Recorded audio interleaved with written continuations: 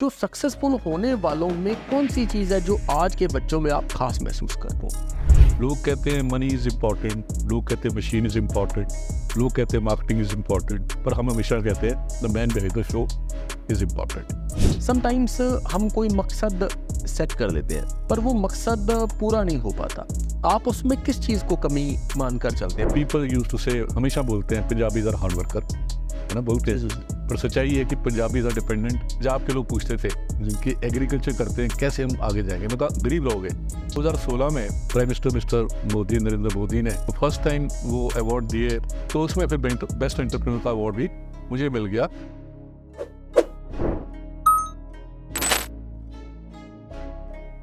तो मैं स्वागत करता हूं परमजीत सर का, जो यदि माने तो चंडीगढ़ में मेरे उस्ताद जी भी हैं और डायरेक्टर हैं regional centre for entrepreneur development, जिसमें यदि मैं जब चंडीगढ़ में मैं आया था तो यहाँ के जो चीज़ें मैंने सर के पास देखी हैं तो लगभग 4-5 स्टेट्स हैं जिसमें अलग अलग कॉलेजेस में बच्चों के लिए जो प्रोग्राम्स किए जाते हैं, जो बच्चों को सिखाया जाता है, तो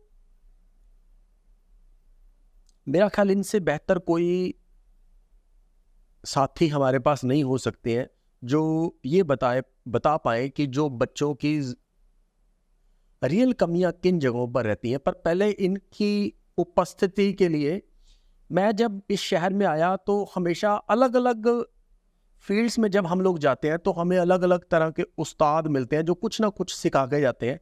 पर जब मैं शहर में आया तो मेरे पास लफ्ज़ तो थे पर बोलने की हिम्मत नहीं थी, और एक सब्जेक्ट क्रिएट करना और एक रास्ता दिखाना और एक मंच देना, इन सारी चीज़ों का जो श्रेय है वो सर को जाता है मेरे लिए।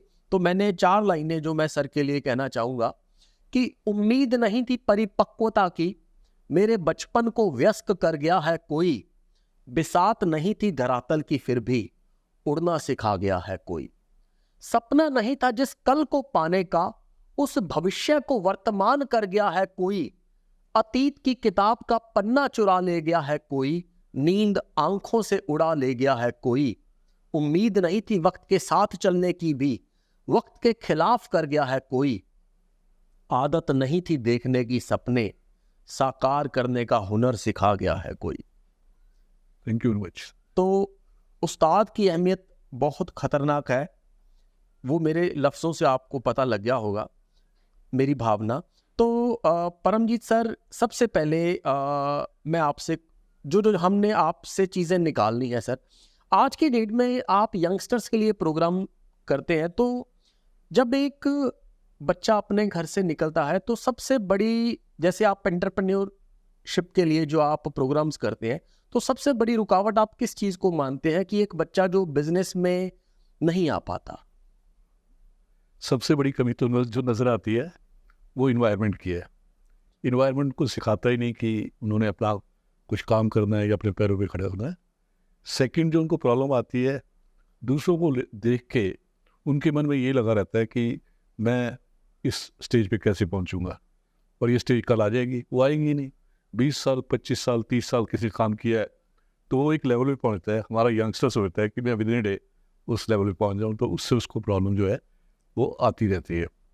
सेकंड जो मुझे लगता है वो ये है कि आज भी हमारा एजुकेशन सिस्टम जो है वो हमारे बच्चों को ट्रेन नहीं कर पा रहा कि उन्होंने अपना गोल कैसे सेटअप करना है। गोल नाम की चीज़ किसी के पास नहीं है।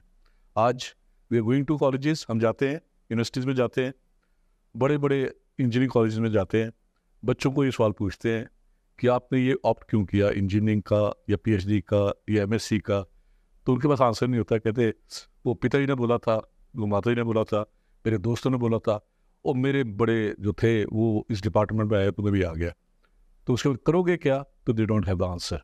तो आज सबसे बड़ी प्रॉब्लम जो मुझे नज़र आती है यंगस्टर्स में, उनके पास कोई गोल नहीं है, और जब गोल या डायरेक्शन नहीं है तो किस डायरेक्शन को जाना है उन्होंने, तो बात बनती नहीं। जी। तो ये मेजर कारण मुझे नज़र आता है कि आज के यंगस्टर में एक बहुत बड़ा चैलेंज है। तो इसको कैसे दूर किया जाए, उसके लिए हम कॉलेजेस, यूनिवर्सिटीज़, जैसे आपने बताया, आप जैसे सक्सेसफुल लोगों को ले जाते हैं, उनसे इंटरेक्ट कराते हैं कि दे स्टार्टेड फ्रॉम स्क्रैप, ज़मीन से स्टार्ट किया, आज ही आसमान में पहुँचे, बट उसके लिए टाइम लगा। डिवोशन लगी, एनर्जी लगी, बड़ा कुछ लगा, तो लगाना पड़ेगा, उसके बिना तो आप नहीं पहुंच पाओगे ना। जी जी जी तो ये कारण मुझे जो यंगस्टर्स में नज़र आ रहा है कि विद इन डेज गाड़ी होनी चाहिए, विद इन डेज पैसा होना चाहिए, दूसरे की जेब से निकल के आ जाए जैसा मर्जी आ जाए, बट ऐसा होना चाहिए विदाउट डूइंग एनीथिंग। वो पॉसिबल नहीं है, वो हो भी नहीं पाएगा। बहुत बढ़िया सर। पहली बार मुझे यूं लग रहा है कि जैसे ना हमारा जो सवाल है वो जो आपका जवाब है सवाल से बड़ा हो गया। तो सर जैसे आप कॉलेजेस में जाते हैं और मान लीजिए कई बार कुछ एक्साइटमेंट में भी होते हैं बच्चे जो बिजनेस करना चाहते होते हैं, आप बिजनेस के लिए उनको जो स्कीम्स गवर्नमेंट की बताते हैं। तो बड़ी बार होता है कि जो कुछ बच्चे चाहते होते हैं कुछ बिजनेस शुरू भी कर देते हैं, पर शुरू करने वाले बच्चों के अंदर भी जो फेलियर रेट एक बड़ी है, तो उसमें आप किस चीज़ को जिम्मेदार मानते हैं? उसमें भी एक कारण है जो उनको बताता है, उसके पास भी लिमिटेड नॉलेज है। जी अब पढ़ाने वाला जो एंटरप्रेन्योरशिप पढ़ा रहा है तो शायद उसका इम्पैक्ट नहीं पड़ेगा, बिकॉज उनको पता है, खुद तो टीचिंग करता है, पढ़ा के आ रहा है टीचर, है ना। तो जब उनके पास प्रैक्टिकल एक्सपीरियंस वाले लोग जाते हैं और वो बताते हैं, हम भी आप जैसे थे एंड वी स्टार्ट करके हमने कभी इधर उधर देखा नहीं, लुकिंग, हम हमेशा जो हमारी लुकिंग होती थी इट वाज ऑन टारगेट, तो टारगेट अचीव हो जाता है। तो मैं आपको अपना एग्जांपल देता हूँ। जी जी I used to conduct programmes 1992। जी गवर्नमेंट ऑफ इंडिया ने एक अवार्ड निकाला best trainer motivator of the country, उसके लिए 500 लोगों ने अप्लाई किया उस वक्त, बैंक से, फाइनेंशियल कॉर्पोरेशन से। I was in government job at that time. तो अल्टीमेटली 1992 दिसंबर में जब वो प्राइज मिला, first trainer, best trainer motivator of the country, तो वो अवार्ड मुझे मिला आउट ऑफ 500 पीपल, वो फर्स्ट अवार्ड था। वापस आया तो लोग मुझे इंट्रोड्यूस करते हैं स्टेज पे, he is the best motivator of the country, he work with the bank, now days he is working with the फला फला ऑर्गेनाइजेशन। तो क्लास से मैं उनको मोटिवेट करना लोगों को कि stand on your own feet, है ना। हिंदुस्तान जैसी मार्केट पूरे वर्ल्ड में नहीं है जी उसका कमाल दूसरे लोग उसका बेनिफिट क्यों नहीं, आप क्यों नहीं लेते। तो क्लास के बाद मुझसे एक सवाल पूछते थे, सर यू नो मार्केटिंग? में कहा yes. You know finance? Yes. You know everything? Yes. You know the opportunities? में कहा यस। आपको मार्केट भी पता है? मैंने कहा पता है। कहते फिर भी तो आप जॉब करते हो ना। जी वो सवाल पूछते होते थे। 1992 से लेके 95 तक उन्होंने सवाल पूछा। फिर 95 में मैंने सोचा कि अगर ये सवाल का मैं आंसर प्रॉपर्ली नहीं दे पाता तो फिर मुझे ये पढ़ाना ठीक नहीं है। तो 1995 में I left the job and started my venture with ₹2.50। ₹2.5 से स्टार्ट किया और आज it is flourishing like anything. तो अब उन बच्चों का जब सवाल होता है कि हमें पढ़ाते हो, हमें बताते हो, खुद करते हो, तो मैंने कहा जब मैं करता हूँ तो तुम कर लोगे? जी तो कहते डेफिनेटली कर लेंगे। तो वो impact, I am not saying कि हर टीचर को नौकरी छोड़ के कुछ करना है, बट उनको क्या करना है कि they have to invite the people जो सचमुच में जिन्होंने जमीन से लेकर आसमान तक का सफर तय किया है, जी तो वो बच्चों पे इम्पैक्ट क्रिएट करेगा। That is missing. आज हमारे इंडस्ट्रियलिस्ट, हमारे अच्छे अच्छे बिजनेसमैन जिन्होंने जमीन से लेकर वहाँ तक काम किया, they are not becoming heroes, models, role models of our youngsters. आज भी उनका पिक्चर वाला रोल मॉडल है, हीरो भी उनका पिक्चर वाला है, जिसने एक फिल्म में कुछ किया, एक फिल्म में कुछ किया, बट वो रियल हीरो जो था, आज वो पीजे सिंह की बात करे, सुमित की बात करे, आज वो चीमा बॉयलर की बात करें, कितने लोगों की बात करें जिन्होंने जमीन से 5-5, 10-10 हज़ार से स्टार्ट किया, आज करोड़ों में खड़े हैं। तो उनको जब तक वो हीरो नहीं बना पाएंगे बच्चे, तो प्रॉब्लम आती रहेगी। जी जी जी जी ये भी सर बहुत खूबसूरत है जो रियलिस्टिक जवाब है। सर एक जैसे अभी आप कॉलेजेस में प्रोग्राम्स के लिए जाते हैं, तो ऐसे कितने बच्चे हैं जो, देखो ये तो एक तरह की चीज़ होगी जिसमें फेलियर की हम लोग डिस्कस कर रहे हैं, जिसकी कुछ ऐसा फियर है कि उस फियर की वजह से कोई काम शुरू ही नहीं कर पाता, और कुछ शुरू कर पाते हैं तो उसमें सक्सेसफुल होने वालों की जो वो है तादाद है वो बहुत कम है। सर एक चीज़ बताइए, जैसे और इसके बाद जो सक्सेसफुल हो जाते हैं, जो सक्सेसफुल होने वालों में कौन सी चीज़ है जो आज के बच्चों में आप खास महसूस करते हो? बेसिकली जब हम पढ़ाते भी हैं और बताते भी हैं उनको, लोग कहते हैं मनी इज़ इम्पॉर्टेंट, लोग कहते हैं मशीन इज़ इम्पॉर्टेंट, लोग कहते हैं मार्केटिंग इज़ इम्पॉर्टेंट, लोग कहते हैं कुछ और इम्पॉर्टेंट है, पर हम हमेशा कहते हैं the man behind the show is important. वही काम 10 लोग करते हैं, 10 में से एक छा जाता है, 9 डूब जाते हैं। बेसिक रीज़न एक है, वो रीज़न ये है कि एंटरप्रेन्योरियल कैरेक्टरिस्टिक्स जो हमें होने चाहिए, जो मैटर करते हैं, और ये हमें होते हैं, पर उनकी पहचान नहीं कर पाते, उनको यूज़ नहीं कर पाते। तो जिस दिन हमारा youngster he will be able to identify कि मेरी ये क्वालिटीज़ ट्रेड्स ये हैं, क्वालिटीज़ ये हैं। कभी लड़कियों की बात करो, कभी पंजाबी लड़कों की बात करो, कभी यंगस्टर्स की बात करो, तो पैदाइशी उनमें एंटरप्रेन्योर ट्रेड्स है, पर अनफॉर्चुनेटली उन ट्रेड्स को ना उन्होंने अंडरस्टैंड किया, ना उन्होंने यूज़ किया। इससे एक छोटा सा एग्जांपल है, people they are not doing anything over here, या कुछ नहीं करते, बट वो यूएसए पहुँचते हैं, कनाडा पहुँचते हैं, वहाँ पे जाके कमाल करते हैं। क्यों कमाल करते हैं? वो कमाल उससे ज़्यादा यहाँ किया जा सकता था, पर उन्होंने अपने ट्रेड्स को यहाँ यूज़ नहीं किया। वो ट्रेड्स को यूज़ करते हैं बाहर जाके। तो मैं हमेशा बच्चों को ये बोलता हूँ कि जो पैदाइशी गुण, अब पैदाइशी गुण एक है, पीपल यूज टू से, हमेशा बोलते हैं पंजाबीज आर हार्ड वर्कर, है ना, बोलते हैं, पर सच्चाई है कि Punjabis are dependent on the people who are coming as a labour. वो नहीं आते तो पंजाब की कल शायद फसल भी ना हो, बट वो बाहर जाते हैं तो पंजाबीज बिकम, है ना, हार्ड वर्कर। वो दिखाते हैं, प्रूव करते हैं। आज किसी भी कंट्री में चले जाओ तो यू विल बी सीइंग कि भी पंजाबीज आर टॉप। बिहार में लोग वहाँ मेहनत नहीं करेंगे, यहाँ आगे मेहनत करेंगे। तो वो जो ट्रेड्स हमारे छुपे हुए, जो बेसिकली इनमें एंटरप्रेन्योरियल ट्रेड्स कहते हैं, इनको 14 के करीब ट्रेड होते हैं। तो ट्रेड्स को पहले आइडेंटिफाई करें, बिकॉज एक बात याद रखना हमेशा, हमारे पास कोई भी पोटेंशियल है, हमारे पास कोई भी स्ट्रेंथ है, उस स्ट्रेंथ और पोटेंशियल को अगर हमने यूज़ ही नहीं किया तो फिर फ़ायदा क्या है। मैं कई बार ये बच्चों को बोलता हूँ, आप हमें एक ही जवाब देते हो, सर मैंने ना थोड़ा सा गलत कर दिया। मैं क्या किया? कॉन्सेंट्रेट नहीं किया। और कॉन्सेंट्रेट करता 90% आते, 95% आते, तो अगर नहीं किया तो फिर आए तो 50% ही ना। तो आज प्रॉब्लम ये है कि वो ट्रेड्स पैदाइशी गुण हमारे अंदर है, बट उन गुणों को ना हमने आइडेंटिफाई किया, ना हमने उनको यूज़ किया, एंड व्हाट हैपन्स, वो ट्रेड्स दूसरे लोग हमारे अंदर से आइडेंटिफाई करके वो अपना बेनिफिट ले जाते। तो आज मेजर कमी ये है कि ना हम अपने ट्रेड्स को आइडेंटिफाई कर पा रहे हैं, ना उनको यूज़ कर पा रहे हैं, वो वेस्ट आते हैं, और जो यूज़ करवाता है हमसे वो ट्रेड्स को, तो बेनिफिट तो ही लेके जाएगा ना।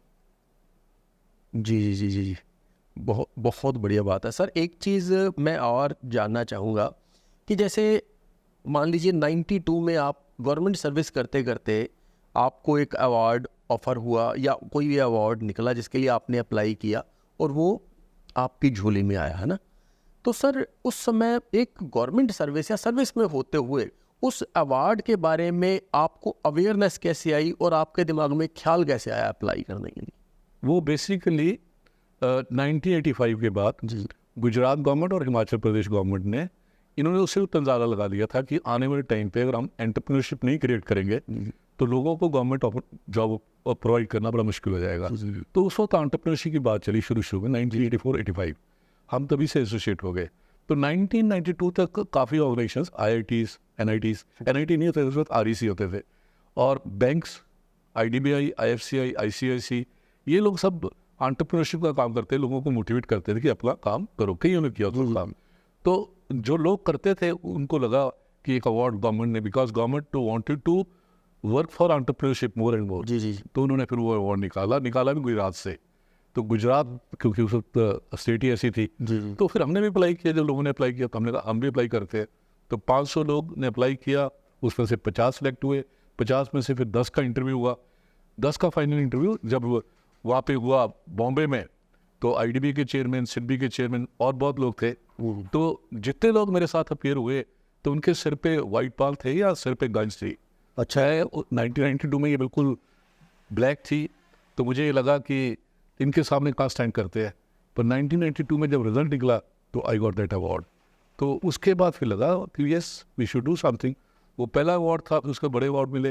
एंड रिसेंटली मैं लोगों को जब बोलता था कि एग्रीकल्चर में, पंजाब के लोग पूछते थे कि एग्रीकल्चर करते हैं कैसे हम आगे जाएंगे, मैं कहा गरीब रहोगे। ये तो अब बोलना शुरू किया लोगों ने, पर मैं उस वक्त बोलता था कि गरीब ही रहोगे अगर आप वैल्यू एडिशन नहीं करोगे, और दूसरा आप अलाइड एक्टिविटी नहीं करोगे। तो मुझसे लोग पूछते हैं वैल्यू एडिशन क्या?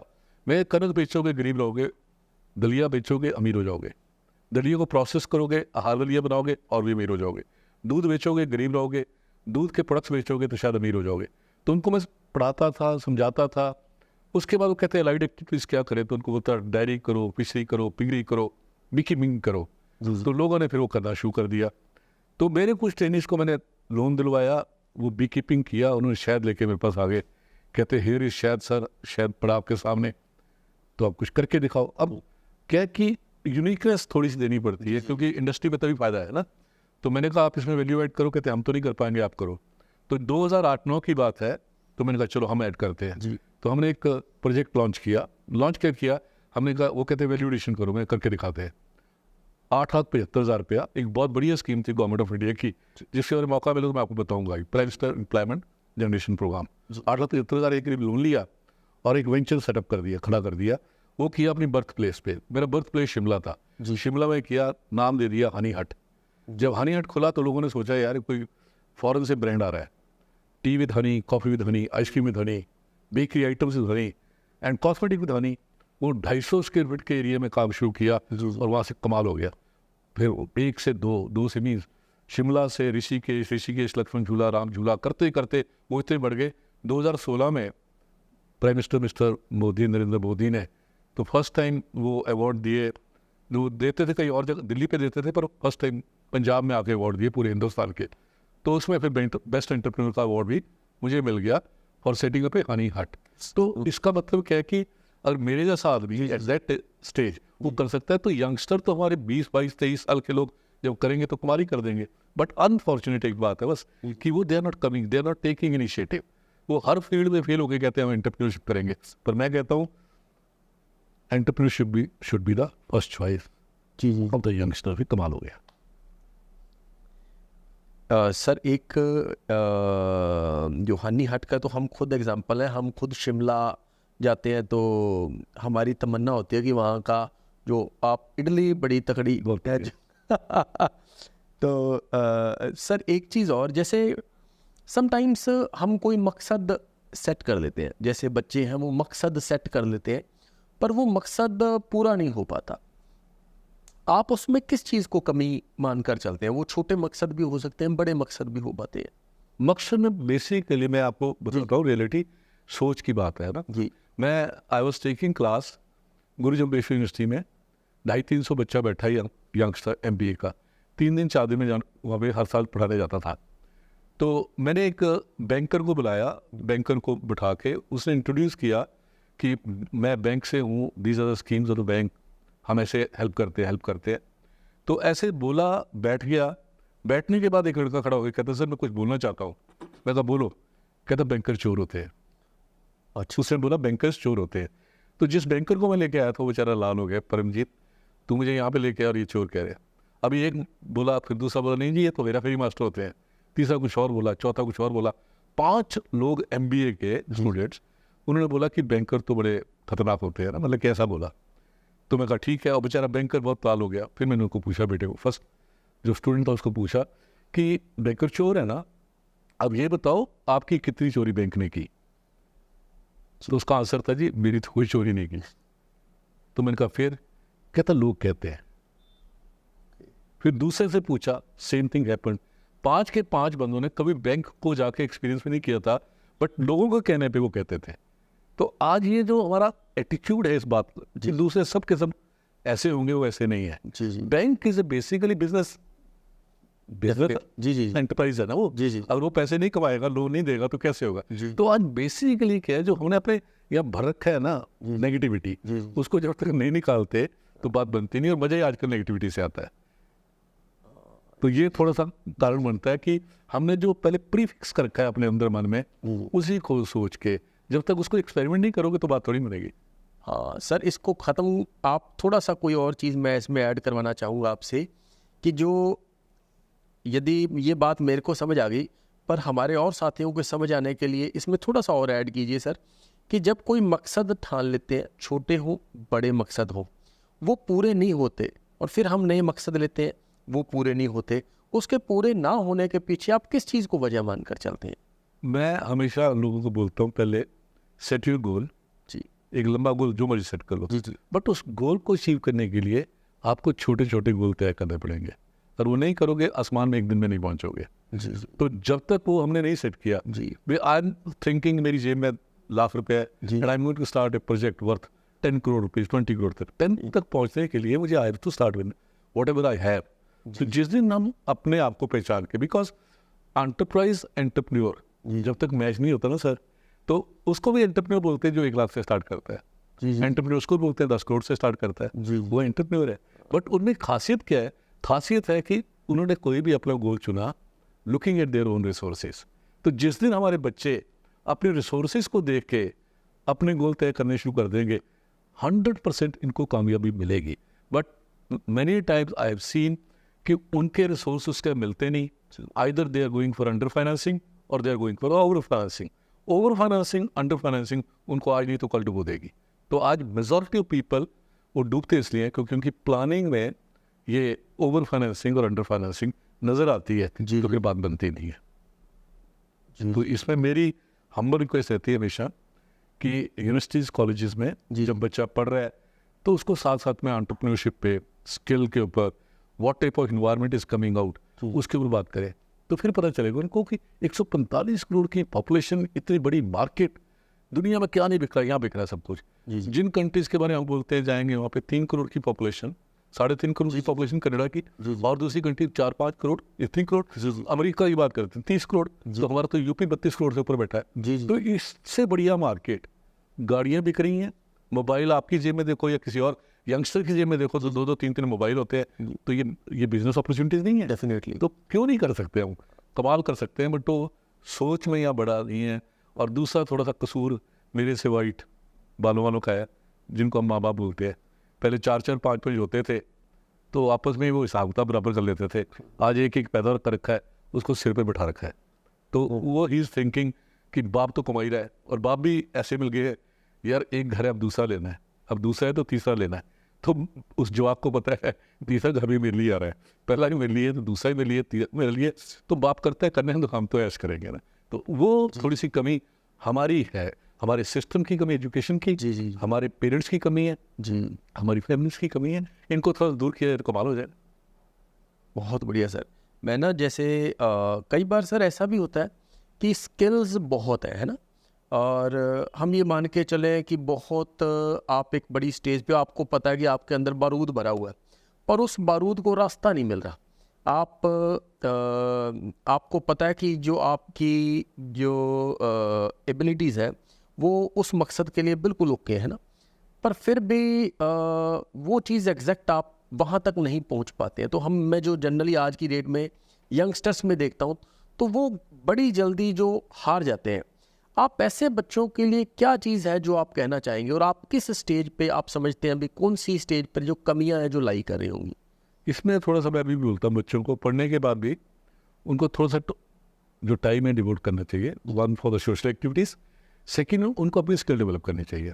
लाइक आजकल हम प्रोग्राम करते हैं तो आप विश्वास करना, हमारी क्लास में वहाँ पे BA पढ़ा बच्चा भी है, BTech भी है, BSc भी है, और 12वीं पढ़ा बच्चा भी है।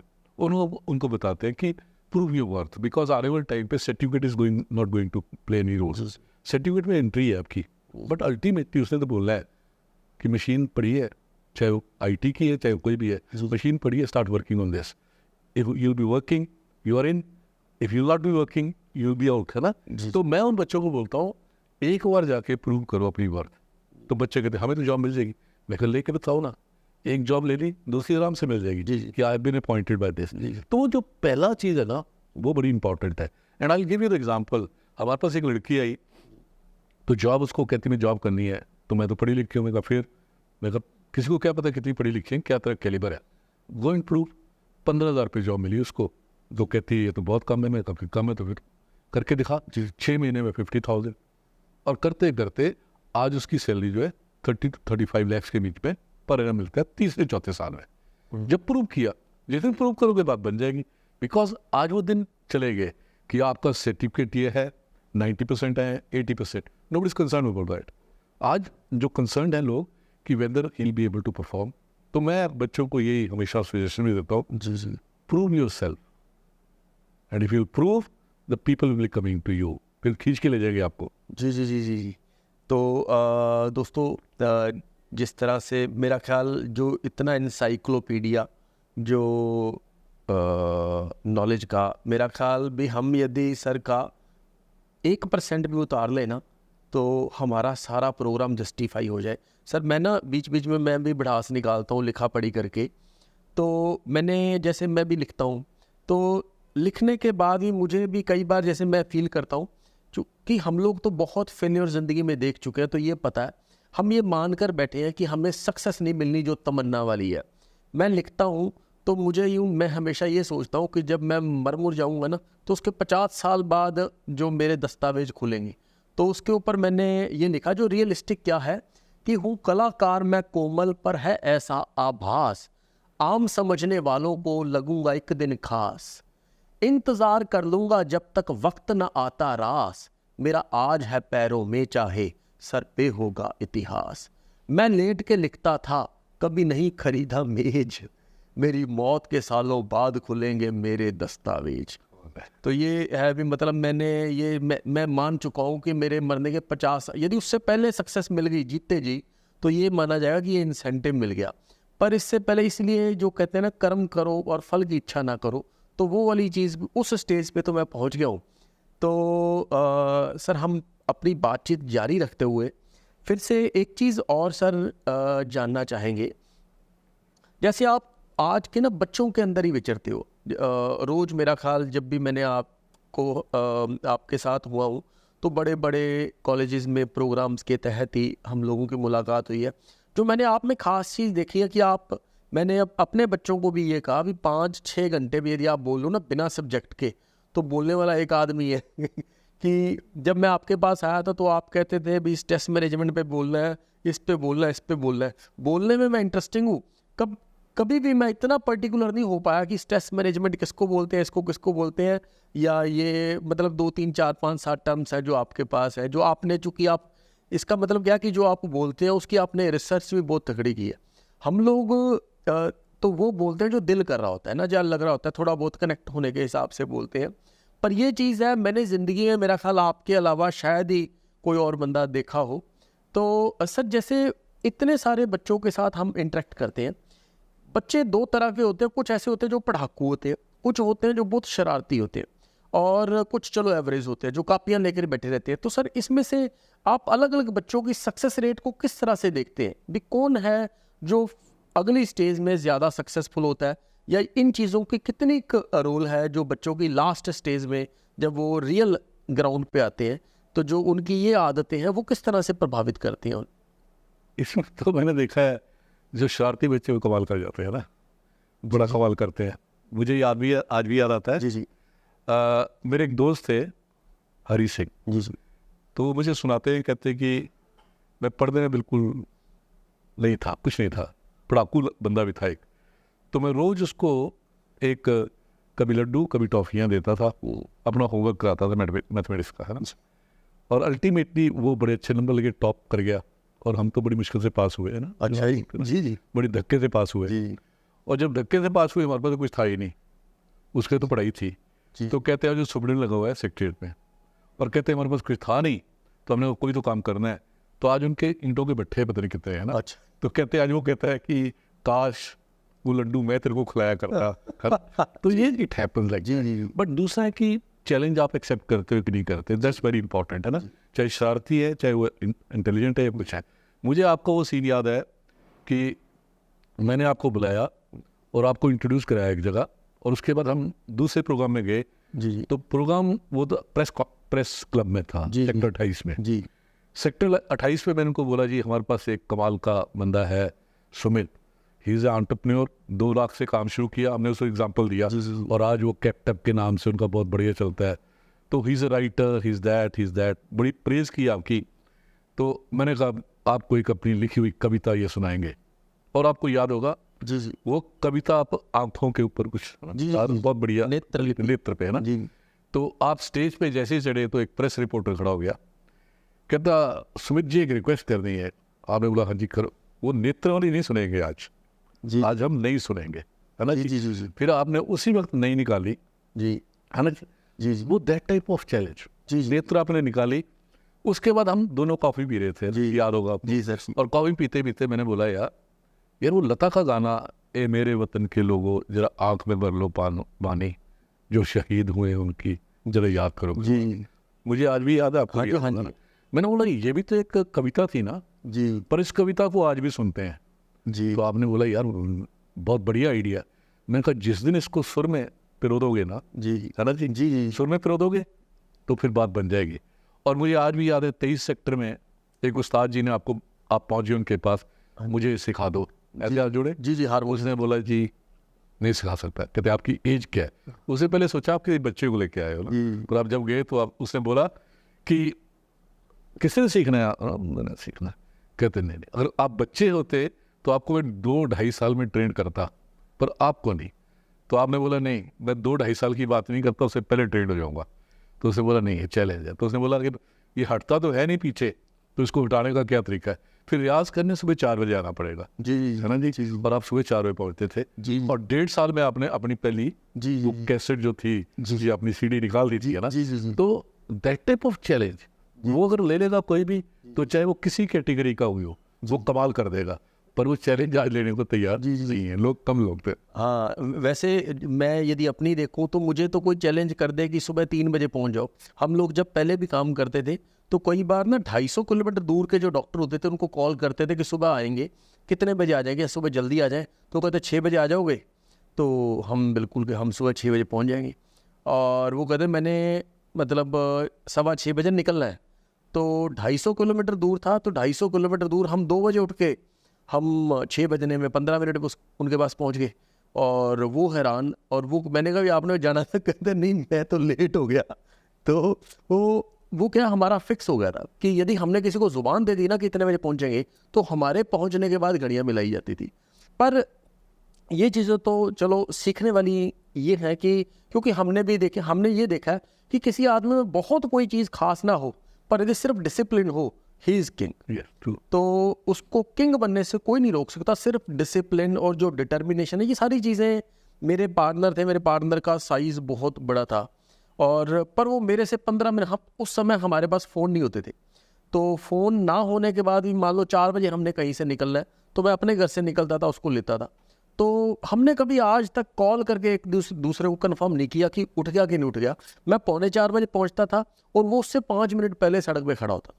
और धुंध वाला जो टाइम था उसमें भी हम स्वाद लेते हुए काम करते थे। बाकी ये बात तो चलो फिक्स है कि जो जिस काम का आपको पैशन हो, जिसका स्वाद हो, उसमें आपकी सक्सेस बहुत बड़ी होती है।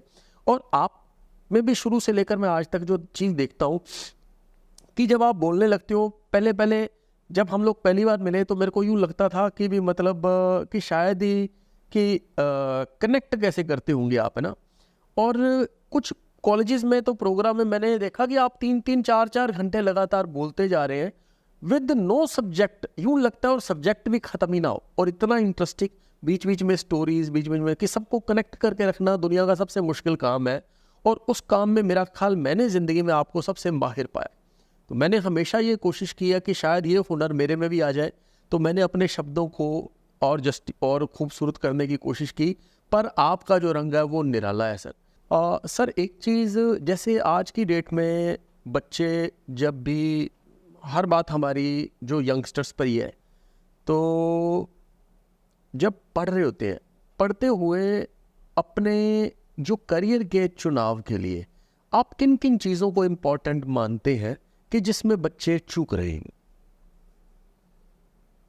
बेसिकली बाहर की कंट्रीज बड़ी घूमी है, जी जी। तो जनरली बोला जाता है जापान में एक बच्चा 8वीं क्लास में उसका डिसाइड होता है गोल क्या है जी। चंडीगढ़ गवर्नमेंट ने काफ़ी पहले यूटी एडमिनिस्ट्रेशन सेंट्रल गवर्नमेंट ने 2 लोग थे, एक सुरेंद्र सिंह और किशन कुमार। जी जी। इन दोनों लोगों को अपॉइंट किया, लोगों का साइकोमेट्रिक बच्चों का टेस्ट करते थे। एंड यू नॉट बिलीव, उस टेस्ट के बेसिस पे जिन लोगों ने अपने कैरियर आइडेंटिफाई किए, एक सिस्टमेटिक है प्रोसीजर। कई लोगों का मैंने कमाल देखा, कमाल ही कर दिया उन्होंने। आज बच्चों के पास क्या है कि उनके वो क्लैरिटी नहीं कैसे, आज एक दूसरे को देख के, मैं एमसी में क्लास ले रहा हूँ, लड़की पूछा एमकॉम क्यों चुना है, कहती वैसे चुना है। मैं कहा फिर भी क्यों चुना, कहते मेरी फ्रेंड आ गई थी। तो दैट टाइप ऑफ लॉजिक्स जो है ना वो फिट नहीं बैठते। और आज हो क्या रहा है basically, whenever you go to any department, any organization, तो आपको मेजॉरिटी ऑफ पीपल वो जॉब से सेटिस्फाइड नहीं है। क्यों नहीं है? क्योंकि उनका कैलिबर कुछ और था, चुन कुछ और लिया।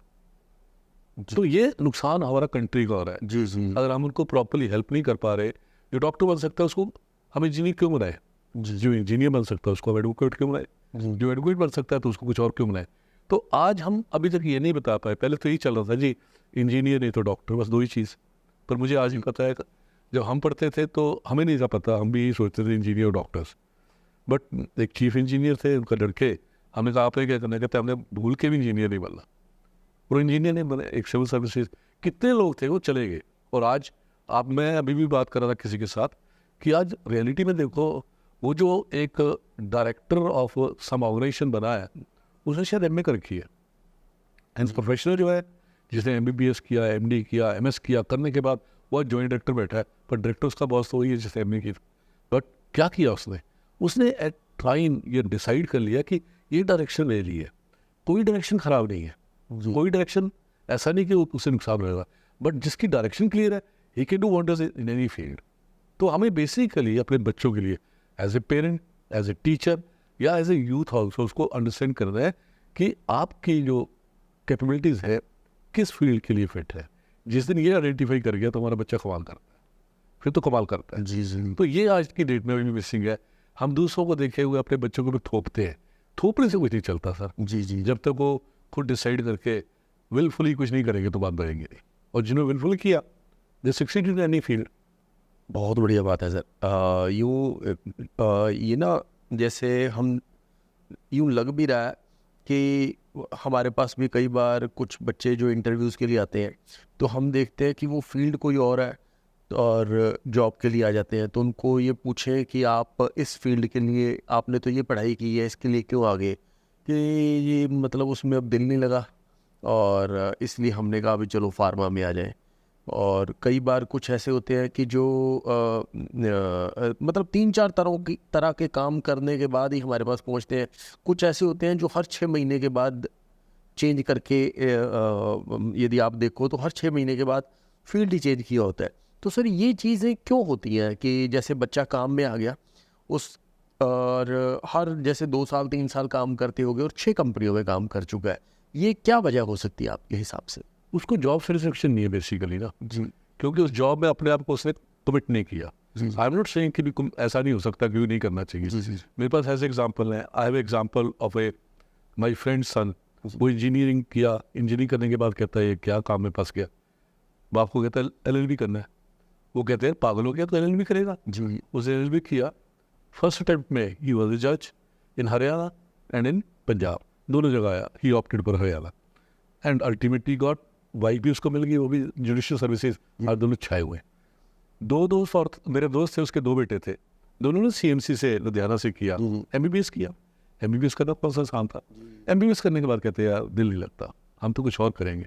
पेपर दिए, एमबीए आया में उनका एडमिशन हुआ, दोनों आज एक यूएस से और एक किसी और कंट्री में टॉप लेवल बैंकर बने हुए हैं, एमबीबीएस। अच्छा जी। है ना, मतलब डिले नहीं है। अब कभी भी जागो, जैसे आप बोलते थे जब जागो तब सवेरा, है ना, गुड मॉर्निंग बोलते हो ना सबको, तो मैं भी गुड मॉर्निंग बोलता हूँ सबको। तो वो बेसिकली इंपॉर्टेंट है कि जिस दिन आपको पता चल गया उस दिन तो हम लाइन में आ जाए ना, फिर छा जाए। पर ये सोचें कि आज इसमें वो आज हालात बच्चों के क्या रखे हैं।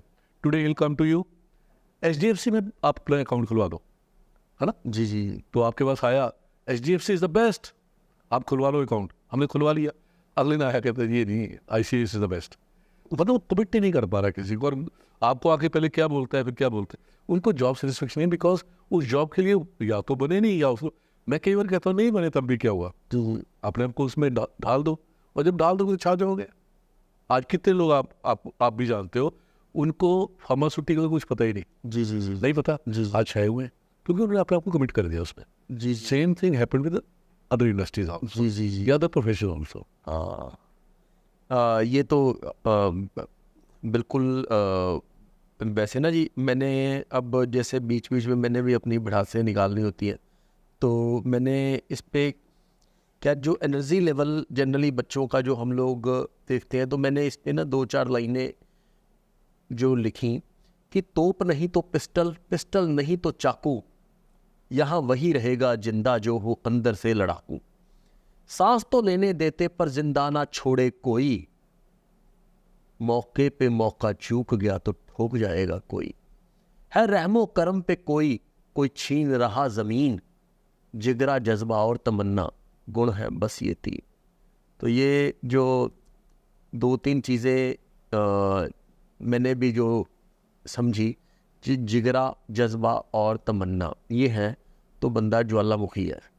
तो ऐसे लग रहा है सर कि पता नहीं कितने सारे सवाल आपसे पूछ लें और सारे के सारे ना बिल्कुल जो हिट चाहिए होते हैं ना बिल्कुल वही वाले जवाब हैं, क्योंकि रियलिस्टिक जवाब और कुछ क्रिएटेड होते हैं, इन दोनों में फ़र्क होता है। तो जब आप रियलिस्टिक, क्योंकि आप उनमें विचरने के बाद जो चीज़ आप देते हो ना तो उसका मज़ा बड़ा आता है।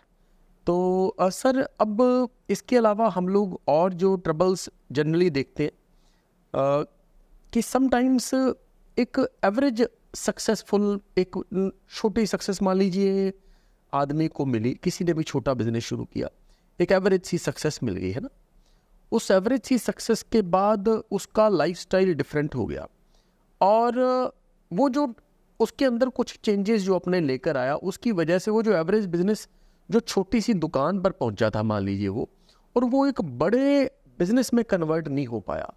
इस चीज़ में आप किस चीज़ को जिम्मेदार मानते हैं? उसका बेसिकली वो सेटिस्फाइड है जी वॉट एवर इज अर्निंग, जी उसको लगता है कि सेटिस्फेक्शन लेवल मेरा आ गया। जी जी जिस दिन ये आ गया ना बिजनेसमैन का, जी, जी। और जिस दिन उसने सोच लिया कि अब रिलैक्स करना है, जी जी बिजनेस में रिलैक्स नहीं कर सकता। जी जी अगर आपको रिलैक्स कर लिया जी, आपने जी। तो समझो आप, है ना, खत्म हो। आज 25 साल 30 साल के बाद एक लेडी चंडीगढ़ में आती है जी जी और अपने घर वाले को कहती है चल आज मैं से अच्छी से जगह लेके चलती जी हूँ। जी कहता कहाँ लेके जाएगी? वो 23 सेक्टर ले जाती है ना, या कहीं और ले जाती है। कहती इससे मैं गोलगप्पे खाती थी, इससे मैं पापड़ी खाती थी, इससे मैं वो खाती थी। वो वहीं पे है ना। जी जी पर 23 साल में जिस आदमी ने कुछ और बिजनेस किया, जो रिलैक्स नहीं फील किया इसने, जी, जी। जिसने सोचा आज ये कर लिया कल ये, बिकॉज बिजनेस की ग्रोथ जो है ना जी, वो किससे है? एक्सपेंशन से, डाइवर्सिफिकेशन से, टेक्नोलॉजी अपग्रेडेशन से। जी जी तो जिसके मन में ये सोचे होएगी तो बिजनेस ऐसे फ्लरिश करते हैं। जी बिजनेस एक ऐसी फील्ड है, आई जनरली टेल एवरीबॉडी जी, जी। कि और जगह ग्रोथ ऐसे है, जो मेरे ऊपर बैठा है और वो हिलेगा नहीं तो मैं नहीं हिलूंगा। बट बिजनेस में तो ऐसा कुछ नहीं है। जी, जी। You can grow like anything. तो किसी का भी एग्जांपल ले लो, वो एक एक्टिविटी से स्टार्ट करता है, आज 50 एक्टिविटी कर रही है ना। टाटा को पहले लोग जानते थे कि टाटा क्या जा रहे हैं स्टील में, पर आज टाटा तो एजुकेशन में है, वो तो एयरवेज में है, जी वो तो एजुकेशन में है, वो कंसल्टेंसी में है। Same is the case with every entrepreneur. जी जी तो उनकी ग्रोथ ऐसे है। तो जिसने इसके बारे में सोच लिया वो छा गया, तो जिसने नहीं सोचा तो फिर वो वैसे फंसा हुआ है, जी। वो निकलेगा नहीं ऊपर ना। सर एक चीज़ और है, एक सबसे इसमें ना इस सवाल का जवाब आपने हमें दो तरीके से देना है। एक तो ये कि कई बार क्या होता है कि जो नए गरीब बच्चे निकल कर आते हैं, जिनके अंदर तमन्ना है कि कुछ बड़ा करना है और उनके पास फाइनेंस नहीं है, और किस तरह से वो उस फाइनेंस को जनरेट कर सकते हैं।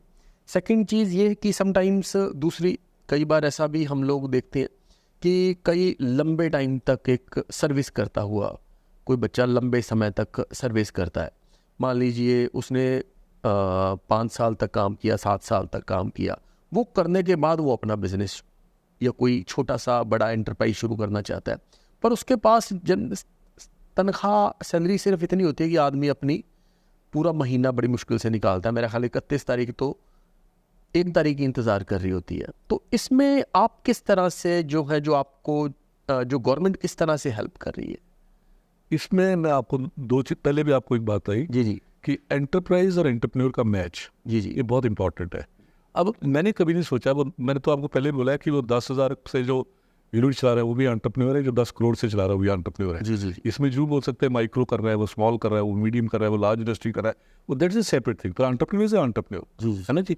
तो आज की डेट पे गवर्नमेंट के पास भी कोई चॉइस नहीं है। जी जी तो सेंट्रल गवर्नमेंट, स्टेट गवर्नमेंट, सभी की ये चाहत है कि मेजॉरिटी ऑफ पीपल, हमारे यंगस्टर जो है, they should come and set up their own venture. जी क्यों? क्योंकि आज अगर आप देखोगे तो हमारा नुकसान क्यों होता है? फॉरेन करेंसी हम बाहर भेज रहे हैं, क्योंकि बाहर से हम इंपोर्ट कर रहे हैं। जी जी तो उस इंपोर्ट को सब्स्टिट्यूट करना चाहते हैं, एक्सपोर्ट पे लेके आना चाहते हैं। अब आमतौर पे बच्चा बोलता है जी पैसा ही नहीं है। पैसे चाहिए कैसे? थोड़ा सा पैसा चाहिए ना। जी कल सपोज somebody says कि मैंने 1 लाख रुपए से काम शुरू करना है, जी तो गवर्नमेंट कहती है 5,000 रुपये अपना लगा दो, 95,000 उसको मिल जाएगा, जिसमें से 2 कंपोनेंट है, एक लोन का कंपोनेंट, एक सब्सिडी का कंपोनेंट है। पर लैक ऑफ अवेयरनेस, पता ही नहीं। Prime minister employment generation programme एक स्कीम है। जी जी मैं एक ही स्कीम का नाम लेता हूँ, बड़ी स्कीम है, जी कभी मौका मिला तो स्कीमों के बारे में बोलेंगे। जी जी पर एक स्कीम बोल रहा हूँ, prime minister employment generation programme, जी 2008 में लॉन्च की, ठीक है जी। प्राइम मिनिस्टर लॉन्च की, इसको लाल किले से लॉन्च किया 15 अगस्त। अच्छा जी और आज तक इस स्कीम को one of the best scheme बोला जाता है है ना। पहले उसका अमाउंट थोड़ा कम था, आज की डेट में आप बताओ 2 टाइप की इंडस्ट्री, एक सर्विस यूनिट जी, एक मैन्युफैक्चरिंग प्रोडक्शन जी, ठीक है जी। प्रोडक्शन यूनिट के लिए 50 लाख लिमिट है इसमें, इस जी, स्कीम में। अच्छा जी, और जो करना चाहता है सर्विसिंग सेक्टर, उसकी 20 लाख की, है ना। चाहे रेस्टोरेंट खोले, चाहे ब्यूटी पार्लर खोले, चाहे वो बुटीक खोले, कुछ भी खोले, ठीक है, चाहे वो ये अपना काम, चाहे वो फिल्म इंडस्ट्री का काम करे, जो मर्जी करे, छोटा है ना, फोटोग्राफी वगैरह। जी, तो 20 लाख रुपये उनको मिलता है, 50 लाख उनको। कैटेगरीज दो हैं, एक जनरल, स्पेशल। अब जनरल की बात छोड़ो, वो तो मेल आते हैं थोड़े से ना। जी, स्पेशल में कौन आता है? All SC, all ST, all OBC, all minority, all handicap, all ex servicemen, और सारी की सारी लेडीज। जी, सपोज एक बच्ची हमारी कहती है कि मेरे काम करना है, जी, अब उसको क्या करना पड़ेगा? 50 लाख। उसे मोहाली में काम करना है, इट इज़ अर्बन एरिया। जी, उसे किसी गांव में काम करना है, इट इज़ रूरल एरिया। जी, और आमतौर पे फैक्ट्रीज जो इंडस्ट्रीज लगती है मैन्युफैक्चरिंग, वो रूरल एरिया में लगती है, क्योंकि मार्केटिंग उन्होंने यहाँ करनी है, वो तो वहीं पड़ेगा। अब 50 लाख का जिस बच्चे ने काम करना है, उसको अपनी ओर से 5% देना है। अब कितना बना दिया आप बताओ? 2 लाख है ना जी, सिर्फ 5% है ना।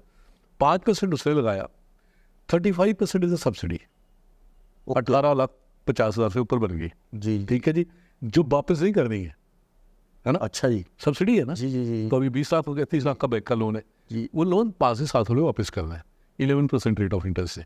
और जब आप देखोगे, क्योंकि आप तो इंटरप्रेन्योर हो, जी, जी, आप देखो कोई भी इंडस्ट्री लगाई जाए, उसमें 2 कंपोनेंट होते हैं, एक टर्म लोन का, एक वर्किंग कैपिटल का। जी, टर्म लोन ये मशीन है, जी, जी, वर्किंग कैपिटल टू रिक्वायरमेंट। जी, सपोज मैंने इंडस्ट्री लगाई, 30 लाख रुपए उस पर टर्म लोन है, 20 लाख रुपए उस पर वर्किंग कैपिटल है, जी, तो मैं आमतौर पे बच्चे से पूछता हूँ कितना पैसा वापस करना पड़ेगा।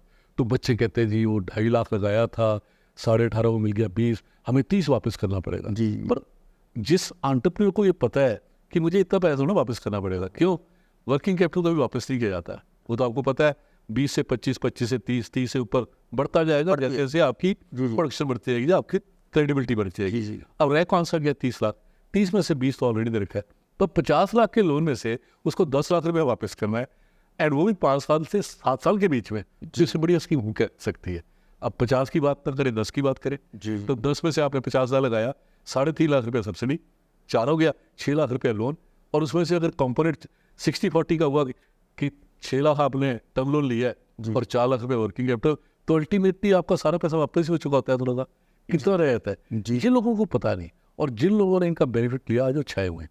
एक भी एंटरप्रेन्योर ऐसा नहीं है जिसने यस डेफिनेटली अपने पैसे से पहले स्टार्ट किया, पर जिस दिन उसने अपनी क्रेडिबिलिटी इस्टेब्लिश कर दी, बैंकर उसके पास हाथ जोड़ते हैं कि और लोन ले लो और पैसा चाहिए, बिकॉज बैंकर ने भी तो अपना बिजनेस चलाना है। जी, जी, तो ऐसी एक नहीं अनेक स्कीमें हैं, सेंट्रल गवर्नमेंट की, स्टेट गवर्नमेंट की। अनफॉर्चुनेटली उन स्कीम की अवेयरनेस बच्चों को होती नहीं, और वो उनका बेनिफिट ले नहीं पाते। बेनिफिट वो लोग ले जाते हैं जिनको इसकी अवेयरनेस होती है। तो मैं हमेशा जाके रिक्वेस्ट करता हूँ कॉलेजेस में, लेकिन कई बार कॉलेजेस कहते हैं जी हमें बता दो स्कीम में, हम बता देंगे। फिर मैं उनको बोलता हूँ यार एक बात याद रखना, घर का जोगी जोगड़ा, बाहर का जोगी सिद्ध। आप भी देखो, अपने बच्चों को कुछ समझाना चाहते हो तो शायद आप बेटर नहीं समझा पाते, जी, तो किसी को बुलाते हो जी, या मुझे कहते हो कि चल जाके उसको समझा, और जब मैंने समझाया तो शायद असर हो जाता है।